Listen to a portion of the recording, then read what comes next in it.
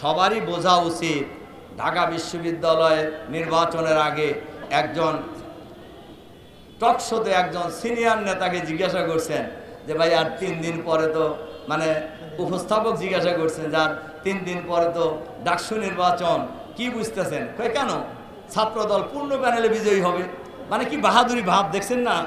এরপরে বলছে যে কেন আপনারা কিভাবে বুঝলেন যে ভোট তো এখনো হয় নাই, কেমনে বুঝলেন যে পূর্ণ প্যানেল বিজয়ী হবে? ছাত্রদল ছাড়া মানুষ আর কাক ভোট দিবে, মানে কি জমিদারি ভাব আর কি, মানে মানুষ বাধ্য ওনাদেরকে ভোট দিতে।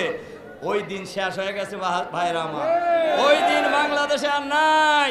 ওই দিন ভুলে যান, ওই দিন ভুলে যান, ভুলে যান, ভুলে যান, ভুল করবেন। কার পান নাই আপনারা? রাজশাহী বিশ্ববিদ্যালয়ের ছাত্র দলের ভিপি ভোট পাইছে 3000 আর শিবিরের ভিপি ভোট পাইছে 12,500। আপনারা টের পাইতেছেন না? বাংলাদেশের মানুষ আগামী জাতীয় সংসদ নির্বাচনে এরকম একটা নীরব ভোট বিপ্লব করবে ইনশাআল্লাহ। এজন্য আমরা সরকারের কাছে আহ্বান জানাতে চাই,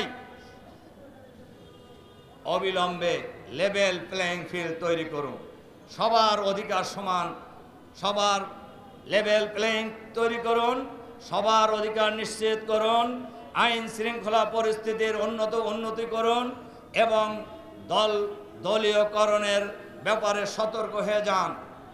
অবশ্যই দলীয়করণের ব্যাপারে সতর্ক হতে হবে, নইলে স্বৈরাচারী ফ্যাসিবাদী প্রশাসনের বিরুদ্ধে বাংলাদেশের জনগণ যেভাবে রাজপথে ঐক্যবদ্ধ লড়াই করেছে, আপনাদের বিরুদ্ধেও আগামী দিনে বাংলাদেশের মানুষ রাজপথে লড়াই করার জন্য নেমে যাবে।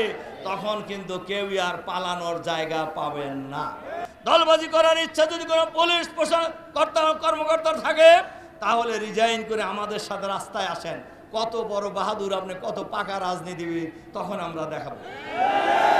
কিন্তু সরকারের অফিসে থেকে একটা দলের পক্ষে কাজ করবেন আর বাংলাদেশের মানুষ বসে বসে আঙ্গুল চুষবে, এটা মনে করার কোনো কারণ নেই। বাংলাদেশের মানুষ এখন যথেষ্ট সচেতন।